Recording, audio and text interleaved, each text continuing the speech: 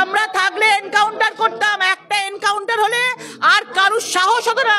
রাত্রিবেলা ডিউটি দেবেন না, দেখেছেন? রাতে মেয়েরা রাত যাচ্ছে, কলকাতায় মেয়েরা রাত জেগেছে আরজি করের ঘটনায়। এখানে কোনো রাজনৈতিক ঊর্ধ্বে ওঠা উচিত।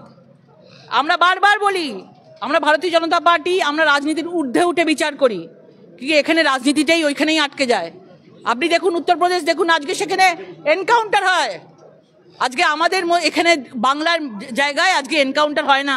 তাদেরকে বরণ করে আজকে সুন্দর করে জেলের মধ্যে দেখবেন সুন্দর করে এসি ঘরে তাদেরকে রেখে দেওয়া হবে, 10-15 দিন পর ভোটের জন্য ছেড়ে দেওয়া হবে। এটাই হচ্ছে বাংলার নিয়ম। বাংলায় আর এনকাউন্টারের জায়গা নেই। বাংলায় অতিথিদের মতো বরণ করা হয় এই সব দোষীদেরকে। যেহেতু দেখেছে আজকে এত চারিদিকে মিডিয়া হয়ে গেছে, আপনাদের এতে হয়ে গেছে, আজকে সেই জন্য পুলিশের টলং নড়েছে। নাহলে এই ঘটনা পুরো ধামাচাপা পড়ে যেত। আরজি করের যেমন পুরো কেসটা ধামাচাপা পড়ে গেছে, আজকে তো এই মেয়েটি বেঁচে আছে, প্রাণ যায়নি।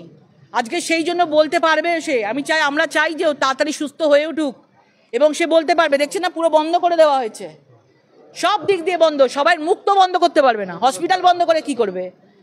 মানুষের মুখ তো বন্ধ করতে পারবে না, মানুষের চোখ তো বন্ধ করতে পারবে না। সারা দেশের মানুষ দেখছে একজন মহিলা, একটা ডাক্তার মেয়ে গণধর্ষিত হচ্ছে, আর মুখ্যমন্ত্রী সেই হসপিটালে আমরা কথা বলতে যাব, ডাক্তাররা কথা বলতে যাবে মেয়েটি কেমন আছে, সেখানেও হসপিটাল বন্ধ করে দেওয়া হচ্ছে।